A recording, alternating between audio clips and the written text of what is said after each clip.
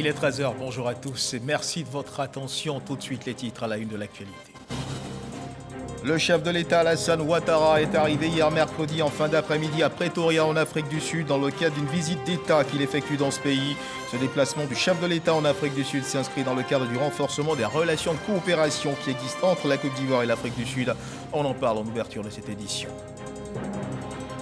À l'agenda du vice-président de la République, Tiemokom Elliott connaît des échanges avec l'ambassadeur de Suisse et de Corée du Sud. Le renforcement de la coopération dans tous les domaines était au centre des entretiens. C'était au palais présidentiel. On fera le point de ces audiences avec Awa Touré.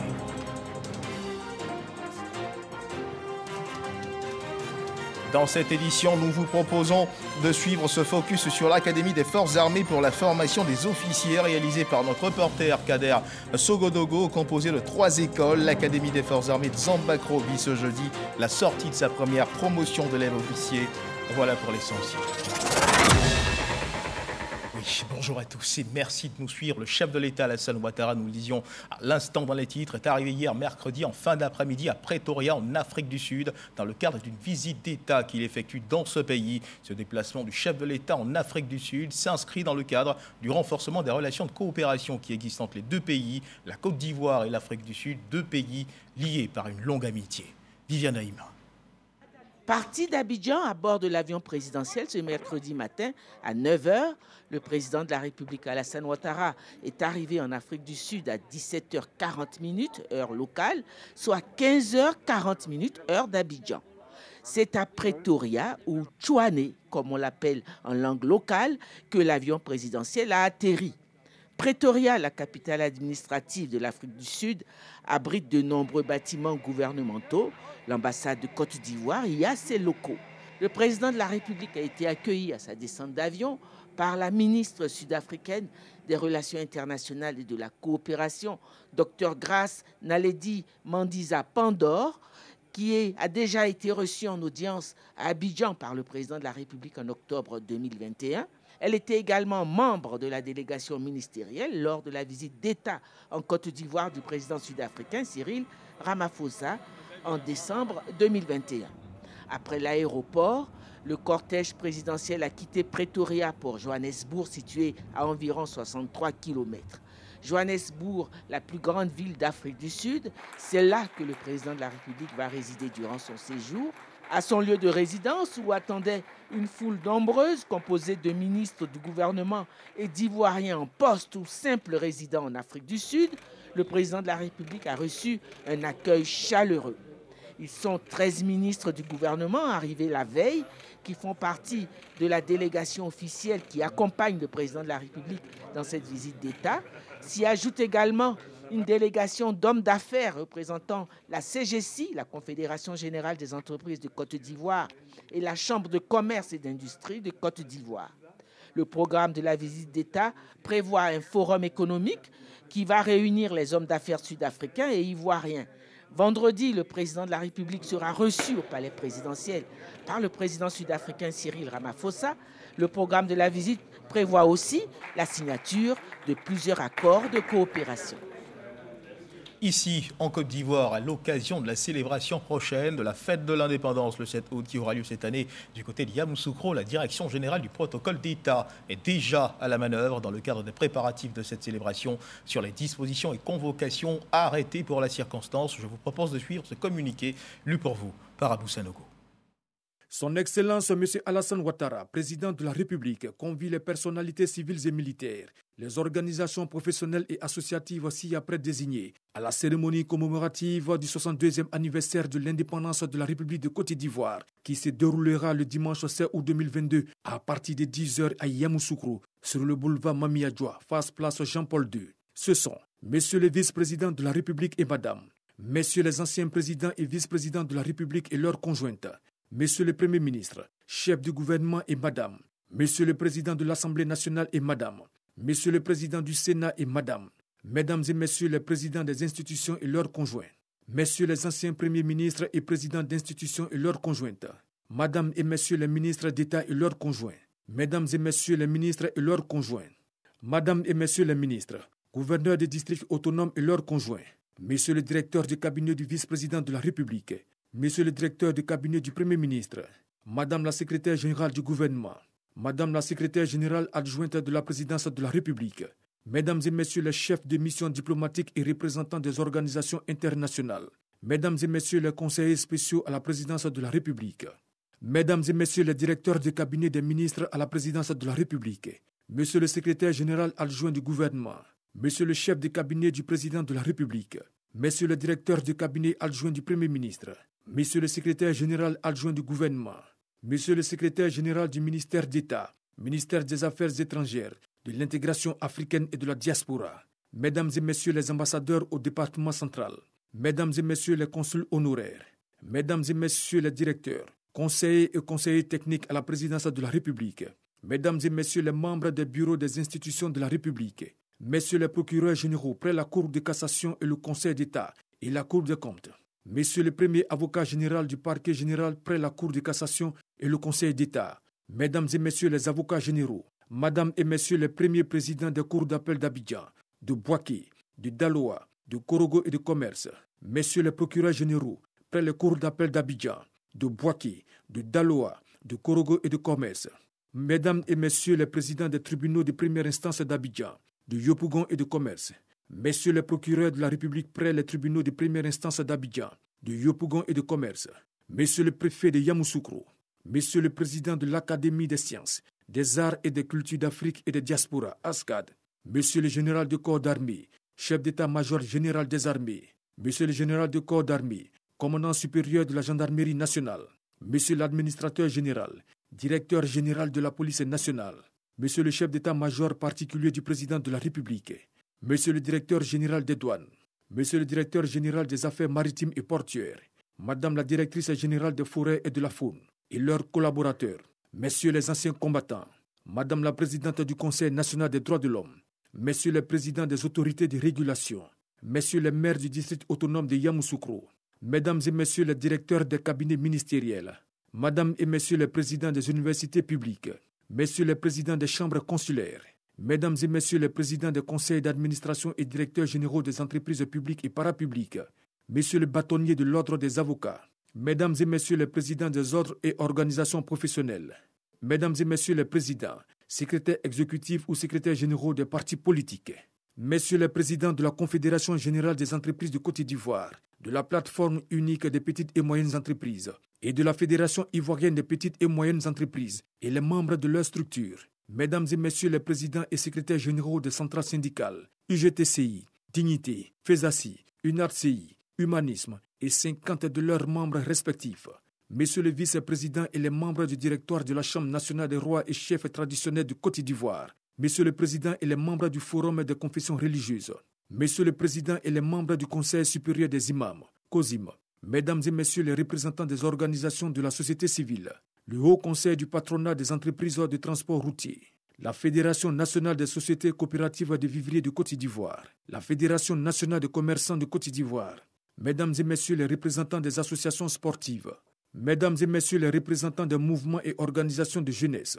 Les cartons d'invitation sont à retirer au ministère d'État, ministère des Affaires étrangères, de l'intégration africaine et de la diaspora, auprès de la Direction générale du protocole d'État, du mardi 26 juillet au lundi 1er août 2022, de 9h à 17h.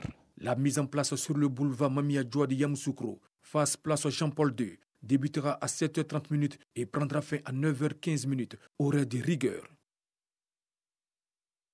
De ce journal, le vice-président de la République, Thiemo Eliette Koné, a eu des échanges avec les ambassadeurs de Suisse et de Corée du Sud. Le renforcement de la coopération dans tous les domaines était au centre des entretiens. C'était au palais présidentiel. On retrouve Awa Touré. L'ambassadeur de la Confédération suisse, Mme Anna Lugon-Mouli, s'est félicitée de l'excellence des relations de coopération entre son pays et la Côte d'Ivoire. Des relations qui se renforcent chaque jour davantage, notamment dans les domaines scientifiques, économiques et culturels. Des relations bilatérales d'amitié depuis 61 ans entre la Suisse et la Côte d'Ivoire. On a esquissé aussi des pistes pour l'avenir. On a aussi parlé de la situation sous-régionale, du rôle de la Côte d'Ivoire dans la sous-région et de la stabilité qui règne en Côte d'Ivoire et le besoin de stabilité dont la région a besoin. L'ambassadeur de la Corée du Sud est pour sa part venu faire avec le vice-président de la République le point sur les relations bilatérales avant de lui présenter le projet de construction d'un centre d'oncologie à Grand-Bassam. J'ai échangé nos points de vue pour améliorer nos relations diplomatiques et aussi bilatérales. J'ai mentionné le grand projet entre les deux pays. Première chose, c'est la construction du centre national d'oncologie et radiothérapie à Grand-Bassam. Nous voulons élever le centre, le cœur du traitement des cancers dans la région Ouest Afrique. Nous avons observé ensemble la 60e anniversaire des relations diplomatiques. Surtout le gouvernement coréen a accentué nos coopérations en Côte d'Ivoire en matière de promotion professionnelle et aussi de santé et dernière de TIC. Le diplomate coréen a par ailleurs informé le vice-président de la République de l'organisation d'un sommet extraordinaire Afrique-Corée en 2024. La Côte d'Ivoire s'est dotée d'une académie des forces armées pour la formation des officiers. Un changement pour prendre en compte les besoins des temps nouveaux. Composée de 3 écoles, l'Académie des forces armées de Zambakro vit ce jeudi la sortie de sa première promotion d'élèves officiers. À l'occasion, notre reporter Kader Sogodogo fait un focus sur cette académie qui vise l'excellence dans la formation des officiers. Reportage. Ils sont pour la plupart en treillis, les autres en tenue de sport. Ils reçoivent des consignes pour des tâches bien précises à exécuter. Bienvenue dans l'univers de la toute première promotion de l'Académie des forces armées AFA de Zambakro, anciennement appelée EFA, École des forces armées. Une décision officialisée par le décret numéro 2020-933 du 24 novembre 2020. Une décision prise par le président de la République, Alassane Ouattara, chef suprême des armées, qui accorde une place de choix à la formation des officiers. Il veut doter la Côte d'Ivoire d'une force qui répond aux besoins actuels. Il était nécessaire, après une 60aine d'années, de passer à cette évolution. D'abord, ça permet de responsabiliser d'autres chefs, mais c'est aussi passer au niveau supérieur et permettre d'améliorer la formation des officiers. Au niveau purement de la formation, nous avons obtenu un simulateur en tir. Nous avons inauguré au mois d'avril la zone d'instruction opérationnelle multiple qui permet un entraînement plus pratique. L'EFA dissoute au profit de l'AFA. Cela ne change en rien les conditions d'admissibilité au corps des officiers. C'est des conditions qui sont fixées chaque année au niveau de l'état-major des armées. Et ces conditions-là, généralement, c'est à compter de la licence, avec des conditions d'âge. L'Académie des forces armées AFA de Zambakro compte 3 écoles. L'école de formation des officiers, EFO, l'école de perfectionnement des officiers, EPO, et l'école d'état-major, EEM. Des vocations bien précises. L'école a 3 missions. La première mission, c'est d'assurer la formation au premier emploi des chefs de section. La deuxième, c'est de former les commandants d'unités élémentaires. Et enfin, la troisième, c'est d'assurer la préparation des candidats au concours d'admission au cours d'état-major. L'école de formation des officiers, c'est l'école au sein de l'académie qui s'occupe de la formation initiale des élèves officiers et des médecins élèves officiers. Au cours de cette année, nous avons en tout formé 40 élèves officiers qui nous viennent des pays amis de l'Afrique francophone. Voilà, nous avons les Burkinabés, des Camerounais, des Sénégalais, des Maliens, des Nigériens, des Togolais et des Guinéens. L'école d'état-major a pour mission d'assurer la formation des officiers des armées, à assumer des tâches dans un état-major national, dans un état-major multinational, mais également dans l'administration centrale de la défense. L'ancien chef de corps de l'EFA, le tout premier ivoirien à ce poste, salue cette mutation. L'école des forces armées a été créée en 1963. Les premiers élèves sont sortis et c'est la promotion Félix Robagny, dont le major était le colonel-major d'Ambélé. L'école a grandi et il faut également perfectionner les officiers qui sortent. Quoique c'est ce qui a entraîné le besoin de mutation de l'EFA à l'AFA. La formation sera assurée par des universitaires bien connus. Il salue également cette mutation. Le passage d'école à académie suppose maintenant, au-delà des questions ou de l'enseignement strictement militaire, une collaboration et un apport de chercheurs et d'enseignants. Cet apport va prendre deux formes. La première, c'est autour des enseignements qui sont faits au sein de l'académie.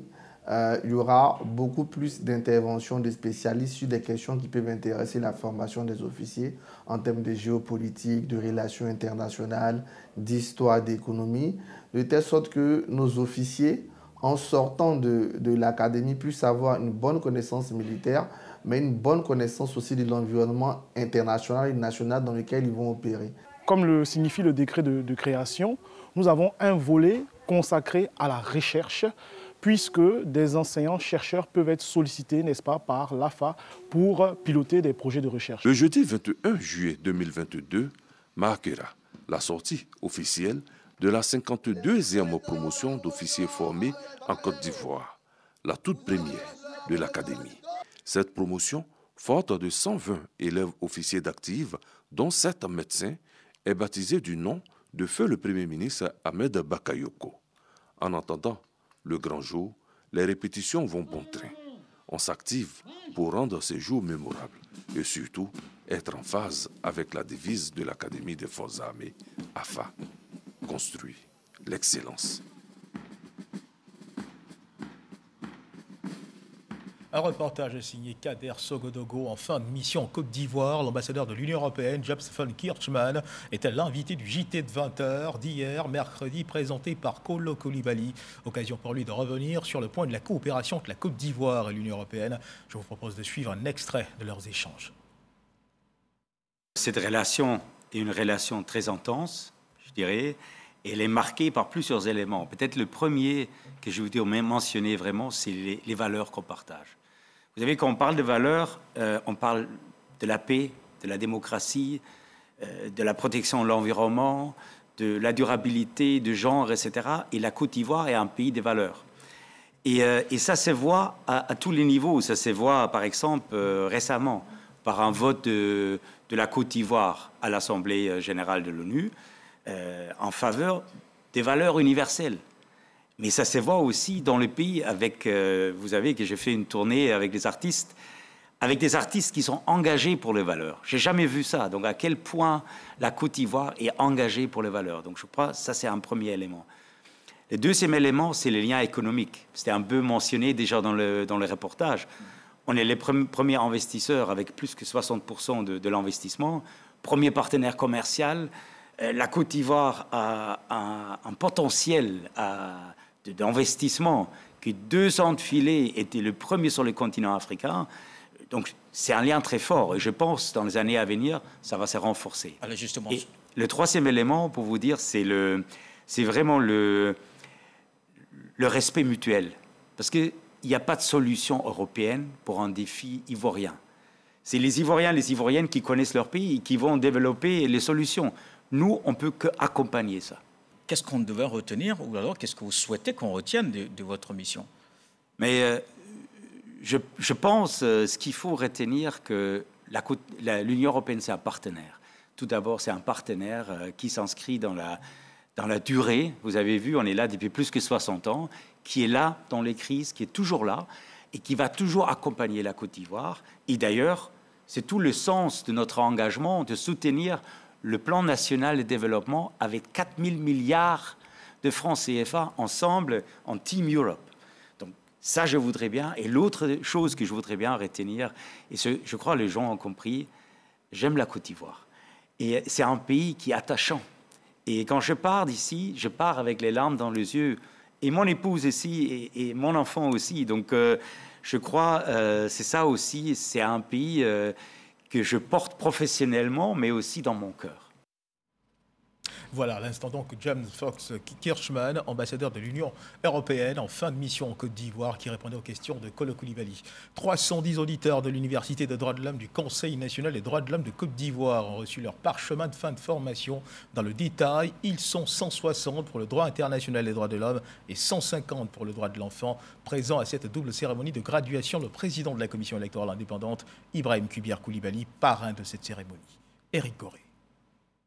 310 auditeurs et auditrices outillés sur la thématique des droits de l'homme.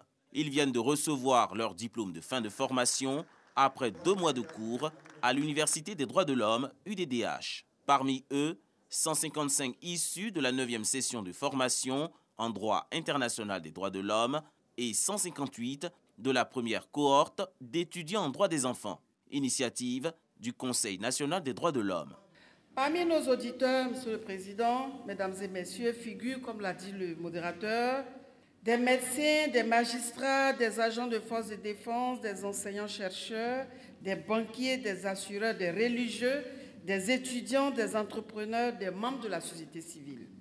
Pour le représentant pays de la Fondation Friedrich Naumann, partenaire de ce programme, celui-ci a pour objectif de former les décideurs d'aujourd'hui et demain à une meilleure gouvernance de la chose publique. Nous voulons vous engager à occuper l'espace public, à intégrer les organisations de la société civile, à donner de la matière aux organisations de la société civile pour que nous puissions faire avancer considérablement la démocratie.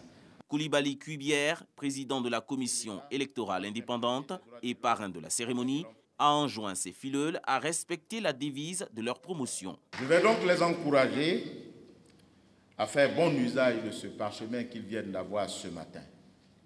Il ne s'agit pas seulement que d'avoir un diplôme pour rendre attrayant son curriculum vitae, mais en plus d'avoir ce diplôme, parce qu'à travers cette formation, vous êtes pétris de connaissances, faites-la partager avec les autres. Rappelez aux uns et aux autres qu'il est bon d'être formé et que formé que vous êtes, vous allez former les autres. Un appel qui n'est pas tombé dans les oreilles de sourds. Ce sont des outils dont nous avons besoin pour bien faire notre travail. Et nous tenons à remercier le CNDHCI qui nous a donné les moyens et les outils pour pouvoir relever les défis qui s'offrent à nous pour mieux exercer notre profession. Nous avons reçu assez de connaissances s'agissant même de la définition de l'enfant, qui est l'enfant, quels sont les mécanismes qui protègent l'enfant et également comment promouvoir les droits de ces enfants-là dans notre environnement et dans nos différentes communautés. C'est en 2018 que ce programme a été lancé par le CNDH conformément à son mandat de promotion et de vulgarisation des droits de l'homme. Un reportage de Frédéric Gorebi commenté pour vous par Jean-Marc Djadji, à suivre à présent l'évolution de la Covid-19 en Côte d'Ivoire.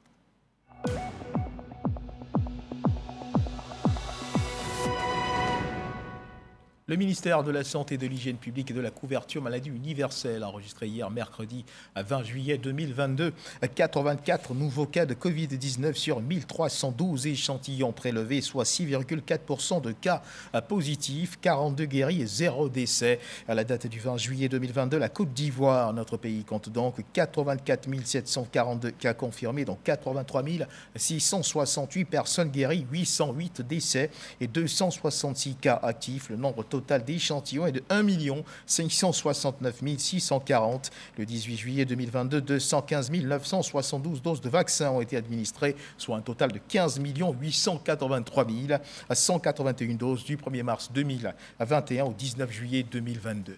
On continue de parler de santé. Pour lutter contre le paludisme dans la zone nord du pays, l'Organisation mondiale de la santé a recommandé l'année dernière la chimioprévention du paludisme saisonnier. Dans le cadre de la mise en application de cette recommandation, une étude pilote a été menée de juillet à novembre 2021 pendant 5 mois dans la ville d'Ikodougou pour analyser la faisabilité et l'acceptabilité de cette méthode auprès des populations. Les résultats de l'étude ont été restitués. Khalil Diomandé, Jean-Marc Djadji. La Côte d'Ivoire veut atteindre 0 taux de paludisme d'ici à 2030. Et pour réussir ce pari, de nombreuses stratégies sont mises en œuvre, parmi lesquelles la chimioprévention du paludisme saisonnier, CPS. Cette méthode consiste à administrer des doses thérapeutiques aux enfants de 3 à 59 mois. Après 5 mois d'études de faisabilité et d'acceptabilité de la CPS, menée par l'Institut national de la santé publique dans le nord du pays, l'heure est à la restitution des résultats. Pour cette phase pilote, ce sont 1700 enfants qui ont été sélectionnés comme échantillon dans la localité de Dikodougou. Tous ces 1700 enfants ont bénéficié donc du don de médicaments chaque mois pendant 3 jours sur 5 mois. On peut retenir que la population a adhéré à la stratégie ainsi que les agents de santé. En plus de cela, les résultats ont montré que les enfants qui ont bénéficié donc de cette chimioprévention étaient beaucoup plus protégés contre le paludisme par rapport à ceux qui n'avaient pas bénéficié de la prévention. Donc c'est une stratégie qui promet en tout cas d'avoir un impact positif en termes de réduction des indicateurs du paludisme en Côte d'Ivoire, notamment dans la tranche d'âge des enfants de moins de 5 ans, qui constitue la tranche d'âge la plus touchée. La chimioprévention du paludisme saisonnier a certes eu un impact positif à Dikodougou, mais beaucoup reste à faire en termes de stratégie et d'efficacité. Il conviendra d'étendre la chimioprévention du paludisme saisonnier à tous les enfants sans distinction d'âge et même aux adultes, d'associer à la chimioprévention des traitements anti-anémiques, de fabriquer les médicaments sous forme de sirop agréable pour les enfants ou d'injections pour faciliter l'administration. À l'issue de l'étude de faisabilité et d'acceptabilité du paludisme saisonnier à Dikodougou, dans la région du Poro, l'on enregistre un taux d'acceptabilité de plus de 90% auprès des populations. À toute autre chose à présent, le ministre des Eaux et Forêts, Laurent Tchagba, poursuit sa tournée de sensibilisation au reboisement par objectif, avec suivi et évaluation dans les structures sous tutelle et les directions régionales. Après Korogo, il vient d'achever l'étape de Mans où il a passé 72 heures. Au cours de cette tournée, il a rencontré et échangé avec les directions régionales du Tonkwui, du Guemont, du Cavali, du Bafing et également du centre de gestion de l'assaut des forts de Mans. Il a participé à des séances de planting d'arbres. On fait le point de ses activités avec FW. Salle des conférences de l'IPSC Graille de Mans. Le ministre des Eaux et Forêts échange avec les directions régionales des Eaux et Forêts du Tonkwui, du Guemont, du Cavali, du Bafing et le centre de gestion de l'assaut des forts de Mans. Les autorités locales et les directions régionales concernées font l'état des lieux des ressources en eau, les ressources en forêt et les ressources de la faune. Les difficultés de fonctionnement sont aussi évoquées. Aujourd'hui, quand vous regardez ces flancs de montagne, ils sont dénudés par la mise en œuvre d'activités des hommes, que ce soit au niveau des cultures, mais aussi dangereusement que ce soit au niveau de la construction anarchique. Dans la région du Guemont, nous avons des difficultés pour avoir des terres pour faire le reboisement. Mais on sensibilise la population, on les sensibilise à l'effet de céder des terres pour qu'on puisse reboiser. Nous sommes exposés aux feux de brousse. C'est régulier. C'est ça qui fait que dans le cadre de nos activités, nous constituons les différents comités de lutte contre les feux de brousse. Cette séance d'échange s'inscrit dans le cadre de la tournée de sensibilisation au reboisement par objectif avec suivi et évaluation du ministre des Eaux et Forêts. Laurent Tchagba partage ainsi sa vision de la nouvelle gouvernance.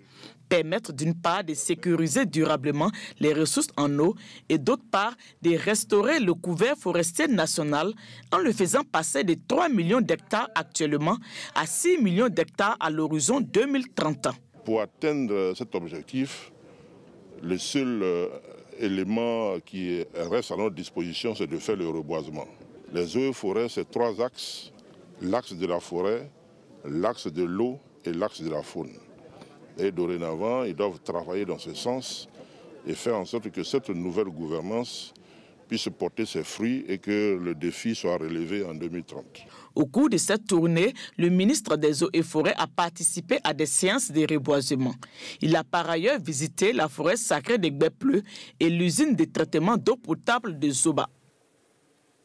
Reprise du dialogue social entre les instances dirigeantes de la radiodiffusion-télévision ivoirienne, la RTI, et les représentants du personnel de l'entreprise. L'initiative se donne pour objectif de favoriser la mise en place d'un consensus en vue de travailler à l'amélioration des conditions de vie et de travail des salariés.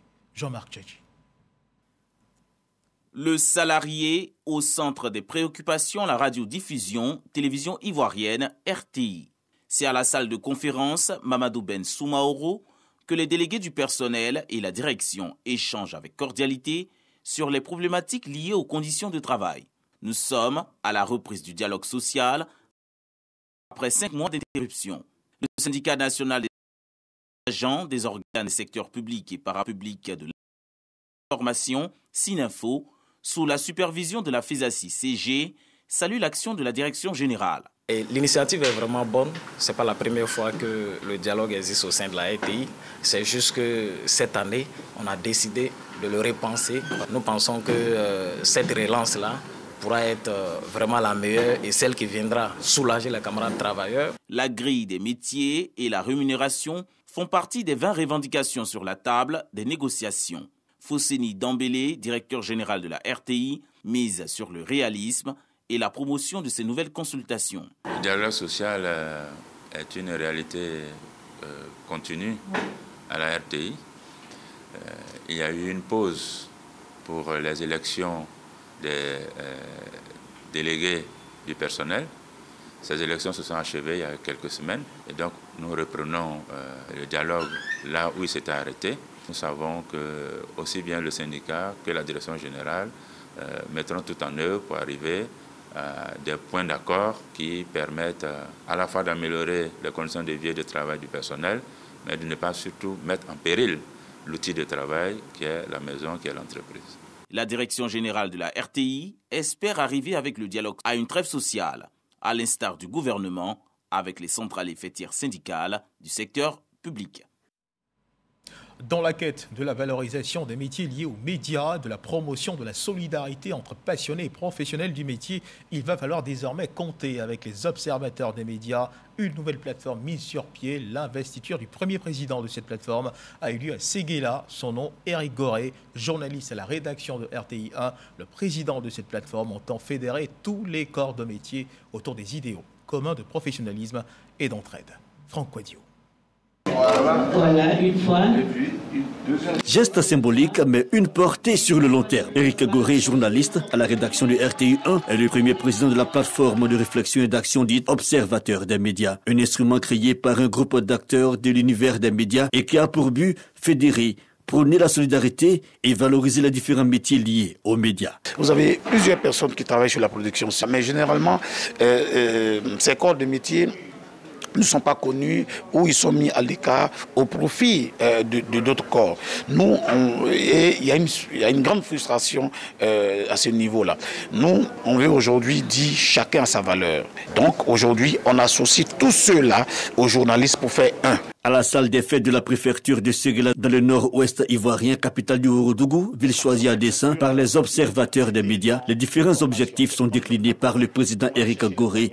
Il s'agit, par ce choix, de marquer la volonté de décentraliser les activités, mais surtout honorer les mémoires des défunts Ahmed Bakayoko et Amadou Soumaoro, Premier ministre et président de l'Assemblée nationale, acteurs du développement du premier ordre. L'initiative est appréciée et les autorités locales n'ont pas manqué de saluer la naissance de ce nouvel organe dans l'univers des médias. Comme le nom l'indique, vous êtes des observateurs, vous devez mettre ces observations ensemble pour tirer les conclusions, pour faire avancer le pays. Et je souhaite bon vent au nouveau président, au premier président de cette organisation. Avec aujourd'hui ce que vous venez de consacrer, avec tout ce que vous venez de constituer, nous souhaitons tout simplement que vous dépassez un certain cadre. Les observateurs des médias, un instrument pour assembler journalistes, techniciens et autres opérateurs des médias, un outil dont ils attendent beaucoup. Il faille forcément qu'on se mette ensemble afin de trouver réellement un cadre idéal, un cadre d'expression dans la vérité, dans la franchise, parce qu'il y a tellement d'informations qui ne sont pas justes sur la toile aujourd'hui. Si un journaliste reçoit un prix, il faille qu'on voit celui qui a la caméra, il faille aussi qu'on puisse récompenser l'ingénieur du son récompenser le réalisateur, récompenser la maquilleuse. Donc je le soutiens et je dis aussi que ça ne sera pas facile, ce n'est pas aussi impossible. C'est la bienvenue et moi franchement j'attends de cette plateforme des actions qui vont concourir au maintien et à la consolidation de la paix dans notre pays. Il va falloir aussi penser à la formation des membres de cette plateforme pour que nous aspirons à atteindre les objectifs que nous visons. Éric Gorée et son bureau entendent répondre aux attentes en ligne de mire, la création d'une plateforme en ligne et la distinction des citoyens anonymes porteurs de valeurs sociales après celle en 2021 à Yamoussoukro où des gouvernants locaux, entre autres, ont été distingués à travers le gala de l'Ivoirien nouveau. Et c'est sur cette initiative prise par les observateurs des médias que se referment les pages de ce journal. Merci de nous avoir suivis. Bon début d'après-midi. Dieu garde la route.